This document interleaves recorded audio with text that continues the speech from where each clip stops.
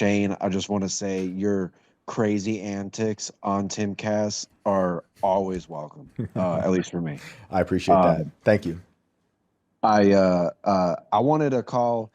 So my wife and I, we had been talking about wanting to have kids, and we always were. She grew up Catholic, I grew up just Christian, and so we were talking about wanting to get back into our faith. And it's crazy because when you guys first talked about, I believe it was on Timcast when Shane was on, and he had talked about, um, brought up like guardian angels, and had brought up the world of, you know, angels and demons, and a lot of the crazy things that have been going on in this political sense.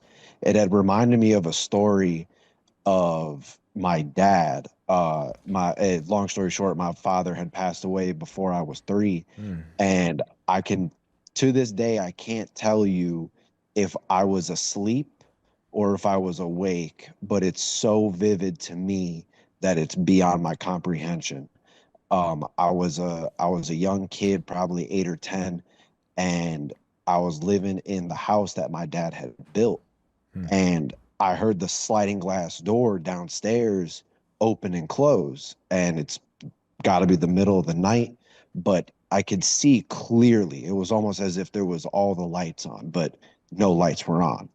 And I had cracked my door open, and I saw my dad walk down the stairs. And it's crazy because I can't tell you how I knew it was him, Hmm. but I did. Even though he passed away before I was 3, I knew. And I walked down the stairs, and he's standing at the glass door.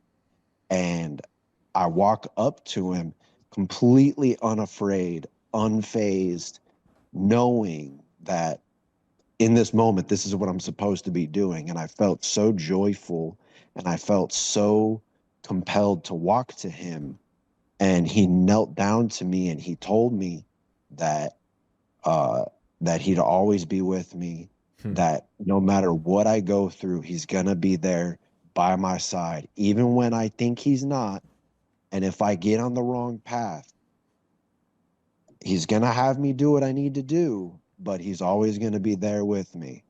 And sure enough, that memory came back to me when I was going through some podcasts that Sean Ryan did, with two guys that were talking about the resurrection of Jesus Christ, and they went super deep into guardian angels, and it reminded me of that story. And then not too long after I heard that, like the next day, y'all talked about guardian angels on Hmm. Timcast for a short period, and it's crazy how all these things start wrapping around in our world. And even though we can't explain it, we just, it's a feeling of knowing, and this joyous feeling, no, believing that it is what it's supposed to be. And especially with Father's Day coming up this Sunday, I can't tune in all the time with you guys because usually I'm asleep by now. I'm a welder by trade. I wake up early every day, work 12 hours a day. Hmm. But I wanted to get on with Father's Day coming up and just, give give that little story and tell people who are, believers. And even if you're not, I do believe we all have somebody or something that always watches over us to make sure that we're safe. I love that. That's beautiful. And we talk about a lot of really dark, grim things on this show, but I don't want anyone to forget, like, as much as the world is dark, all that, there's still an equal amount of that beauty and joy, and that's a good reminder. Without a doubt. Do you know? Did you talk to is your mom still around, or did you talk to her about that experience when you were that age or later on? No, the hard part with my mom, man, is I really think, like, so I was baptized Lutheran, and so I guess it's like the light version of Catholicism, from what everybody tells me. Mm-hmm. Um, After my dad passed away, man, she kind of, it's not that she fell into sin, but she just fell off from her faith, I Mm-hmm. believe. And she's more worldly of a person. Mm-hmm. I've noticed she strays away from actually answering my questions about my dad. And I've never had real talks with her about religion. She always had me go to church with my family friends who are like my second family. They always brought me to church Sundays and Wednesdays. Wednesdays was church for kids. It was great. We played games, talked about Jesus. It was awesome. Mm. Sunday was, real church. You went with the adults. But my mom, she never came with.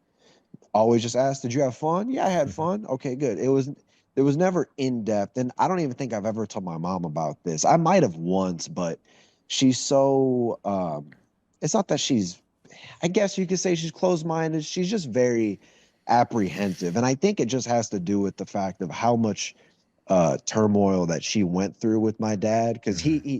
he had cancer due to the Marine Corps, which this is kind of a crazy thing. I think you'd appreciate this. Is He was in communications. They were in Norway, and they were setting up an experimental communications com, and he had a huge jolt of microwaves and radio waves go through him, and this was a big thing, but it also was a small consistent thing from later on when they started doing all these tests Whoa. of people that were coming out to be sick. And him and another guy, my dad, so far from what I know, is one of the only guys that had died due to it, but he had a non-cancerous melanoma patch that became cancerous, Hmm. spread to his brain very quickly, and he was diagnosed with brain cancer Hmm. and skin cancer all at the same time. Wow. And so the guy that he was with as well, my grandfather tried to find things out about him, but he could never get in touch with him and could never get answers. And so with my dad, he is actually the reason now. I guess another good thing to come out of it, him being sick is dark, him dying is dark, but he's the reason why white blood cell transfusions are a treatment for certain cancers. He was a guinea pig. He got 6 months Wow. in his life to be healthy again, and then he crashed and burned, and he died very fast. But Wow. it's just crazy because I respect our military, I respect our people, but you guys talk about it a lot on Timcast, is there's a lot of shady shit that Mm-hmm. they do, and it makes it hard to makes it hard to respect the government aspect, but you can't forget that the people, majority of the people, have no idea about these Oh things. yeah. I mean, I grew up a civilian next to a military base. My parents were they were coaches for an equestrian team that the cadets from the military base would compete on. And so I was radicalized by that because I learned very quickly at a very young age how the military treated people. And I was kind of raised by a lot of these cadets. They're like my older brothers and sisters, and I would see them go to war, and not all of them, but a lot of them came back just messed up for various Mhm. reasons, and that was heartbreaking. But they do, like I think you said, like a guinea pig, right? For the Yep. treatment stuff, but they treat them like a guinea pig even before they're sick, Yep. and it's hard because like I have a lot of respect for those people in the services, but the apparatus, the whole military, they just don't treat anyone with any respect. They don't see any individual, and to a certain degree they can't, but they certainly treat people like guinea pigs, and it's so frustrating, especially because they're out there doing the most. Just like what we talked about yesterday, lining up soldiers to watch atom bombs blow up. Yeah. Did he get sick immediately after that happening, or did it take some time?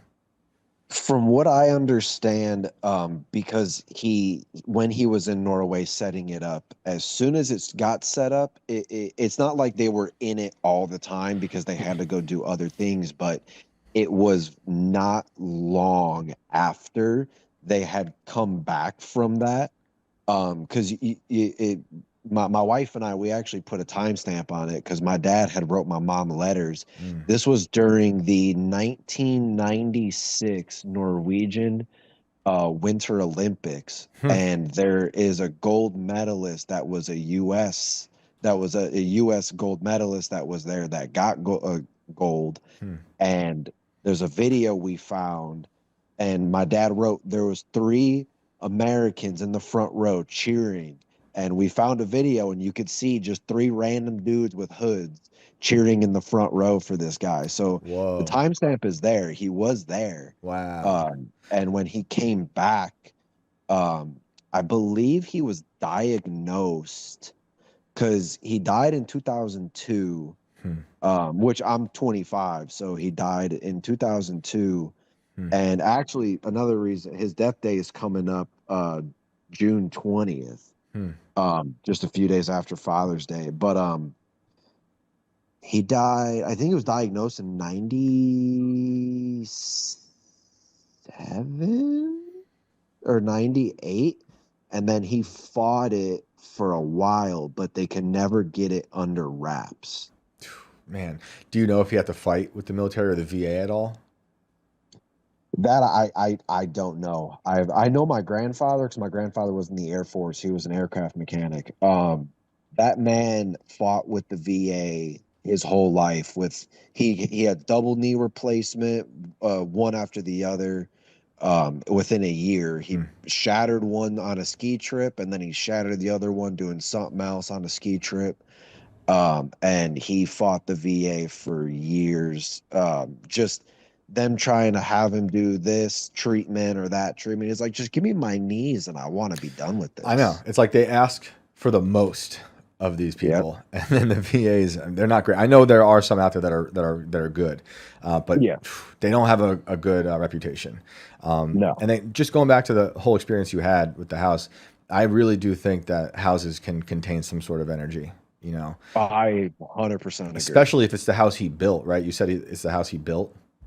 Yeah, well, like when I say he built, like him and my mom put the money in to do it. He was there with the plans, was there, you know. It's not like he built it with his hands, but he in spirit, he built that house. Right. And that's a big project. Unfortunately, he just wasn't able to live in it for very long. But the entire time I was in that house, even when things went to pure crap in 2008, man, it's like I could still feel him there. And when my mom and I were forced to move because of the housing crash, which is a whole nother can of worms to open up. With the housing crash, it's like once we moved, I knew there'd be something that went wrong. And it's just, for me, once we moved out of that house, I lost touch with that part of me, and I went down my own crazy road, doing bad things and stupid things, sinning, and I feel like with Father's Day coming up for me, it's definitely a good time for me having my life back in order and back in check. And it's houses, man. They hold a lot of merit. And for me now, I live so far away. I got a couple things of my dad. Like I literally have a jar of dirt of my dad's plot because that's the only thing I can bring with me. Yeah. Yeah, man. I know how that goes. Losing people that close to you for sure. And, but angels are for sure real, man. And no matter how far you are from the house, he's still with you for sure. Without a doubt. I really appreciate the phone call. It was great. Yeah, no, I appreciate you guys. I'm gonna go to sleep. I gotta get to work at 6 a.m. Yeah, man. Well, have a good work day tomorrow. And if you got other stories, give us a call. Oh yeah, I appreciate it, man. Have a good night, guys. You too. Thanks, Griff. Take care.